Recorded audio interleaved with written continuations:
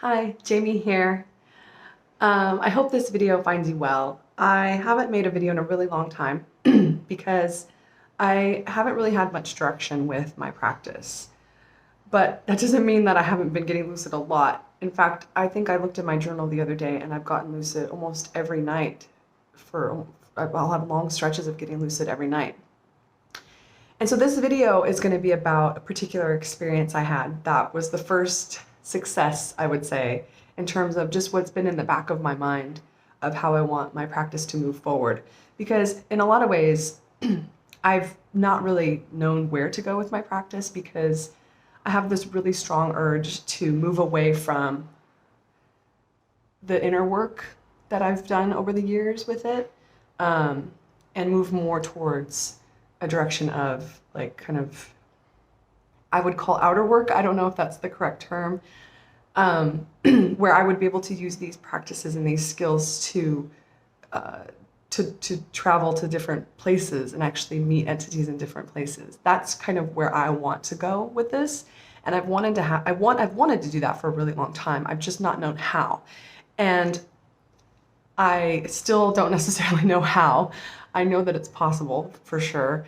I think I've done it accidentally a number of times. But before I go into that, my first successful experience with that idea, at least intentionally, I wanted to just mention the reason why I think I've been so successful over the last few months. Because I've been lucid so much, and I am like blown away about how often I've been lucid. And I'm such a strong advocate to have a purpose when you're lucid, really have that intention going in, or else you will just sort of get lost. And I've had no intention when I go in. So it's these really low lucid moments, but for really long stretches, doing things and asking dream characters and calling on guides and just kind of willy-nilly doing whatever I think I need to do. So there's no real clear direction when I do it. So I come back just with the sense of, wow, I was lucid for a really long time. But I don't come back with a lot of tangible things. I've used these practices mostly to call on guides and answer questions about my own life. So, but still so many nights, so many mornings I get lucid. And I think I just had this realization that I believe that I'm very notorious for getting up like around 4 in the morning and getting something to drink. I think it's just ingrained in me over the years to do that because of trying to get lucid. And so I'll wake up, I'll get something to drink. Back in the day, I would wake up, get something to drink, read a book about projection, and really spend like 15 minutes really trying to wake up and then go back to sleep. I don't need to read anything anymore. I just set the intention in my head that I'm gonna get lucid and I have something to drink. And then what's interesting these last few months is that the mornings that I have, this is minutia of details, but I like to put like lemon in my water or something in my water just to kind of taste something. And the mornings that I get really lucid is the times that I dose my water with iced tea. So I have a big jug of iced tea and I just put like a splash of it in there with it. And it really made me think, and I've been putting more of a splash, and it really made me think about caffeine and how a lot of people really are big advocates of caffeine in that way. And there might be something to that. I mean, maybe I programmed my subconscious to think that that's the case, but regardless, it's been working. Because the days that I wake up at 4 and have that little dose of caffeine, I'm blown away about how many times I get lucid consistently with that. And I've been sticking with that and it's been working really well. So that's your tip for that. Have a little bit of caffeine in the morning, in that early morning, and then go back to sleep. So on that note, I wanted to dive into an experience I had with this intention of kind of going more outer. I think the adventurer in all of us, that's the ultimate thing, is these realms, this practice that we do, can do a lot of good for yourself. And I think I've made a ton of videos about that. Dream work, being lucid, projecting, is all about really working on yourself. But there is a huge component of it that you're able to go and see different dimensions. You're able to go and visit different places. And it's funny, I tell my son, who's now 9, he's getting older and he's starting to remember his dreams really well. And I tell him, I say, look, the whole world around you, even even your father, will say that it's pretty ridiculous, but that doesn't make it not true. It is true. You can do this.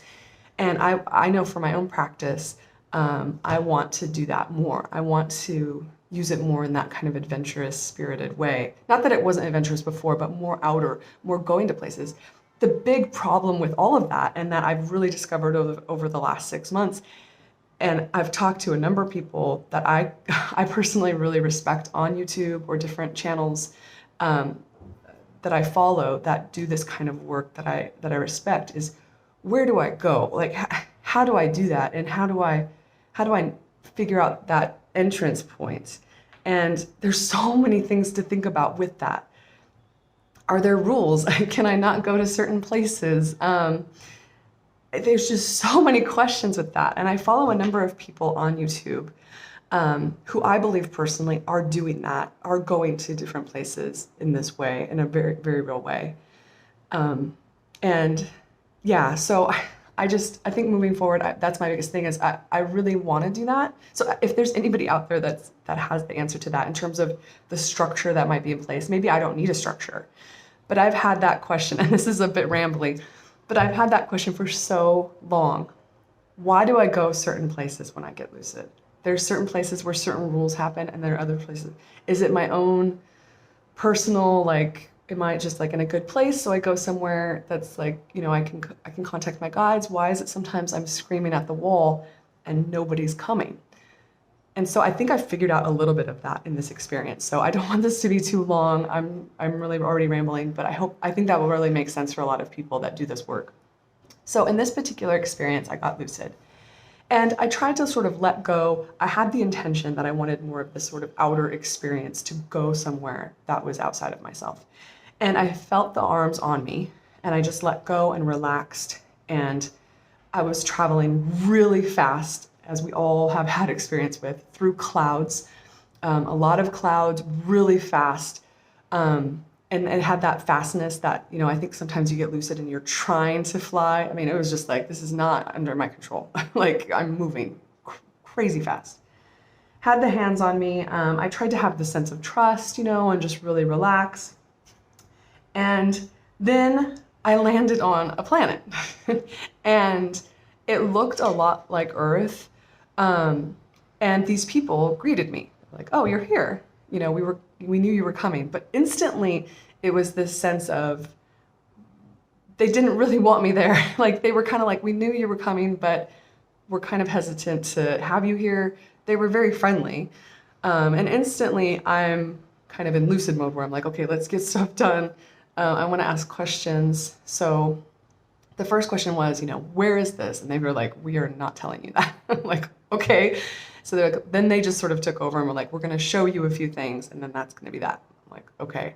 So they took me to this room, and they looked like humans.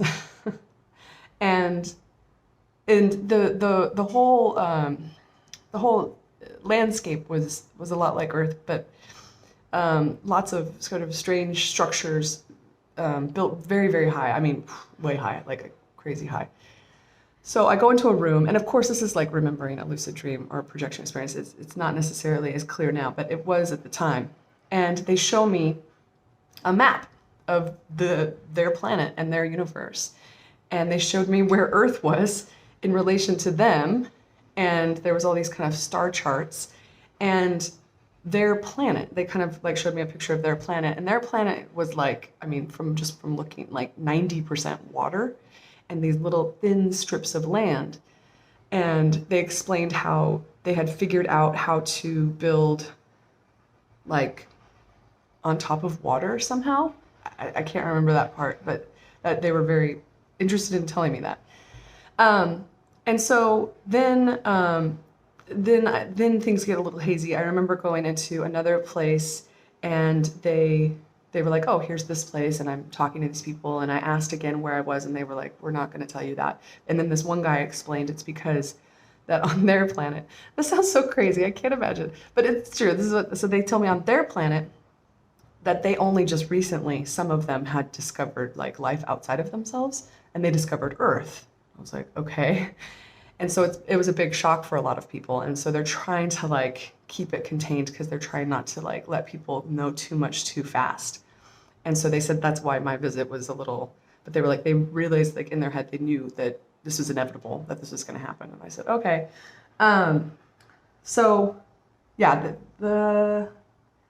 so yeah, that's pretty much the end of that. What happened is that they took me to this kind of like a bar restaurant, and it was really busy. And I thought that's really interesting.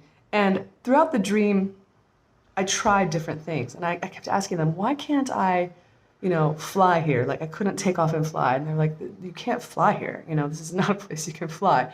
And I also tried to call on my guides at one point, and they were like, no, they're not, this is not a place you can do that either. And that was really interesting to me, even though this is towards the end when my questions get really hazy. I'm even shocked that I remembered this much. And I think it's because I was moving and active as I was looking at things to remember. This video is already crazy long. So I think that for me, just the big takeaway from this was, well, one was I finally was successful, at least on paper. Like I went somewhere and I talked to entities outside of myself that gave me information. It was really cool. Like it's a really cool experience to finally have that feeling. And then two was this idea of the rules just were different there, which I've always really thought of. And I think moving forward, just for this channel and for my own practice, so you can keep up, I'm really going to continue this outer work. I'm going to try to go places, figure out and kind of map, really take my time and think, okay, this is what this place looked like. This is what I could and couldn't do when I was there. I called on my guides, nobody showed up. I couldn't fly or I could fly. And I know a lot of people have done that, but I think that's kind of where I want to go with in terms of what I'm going to do. So anyways, this one's crazy long. It's been a while, so I hope that was cool and interesting for you. As always, please don't hesitate to email me any questions. I always love to hear from everyone. Things in China are fine for me and my family. We are technically sort of stuck here. If we left, we couldn't return. So we have a great life here though, and so we're really grateful to be together. I hope that you all are doing well, and I would love to hear from anybody how you're doing. I love reading the comments and everything. So anyways, take care and talk to you soon.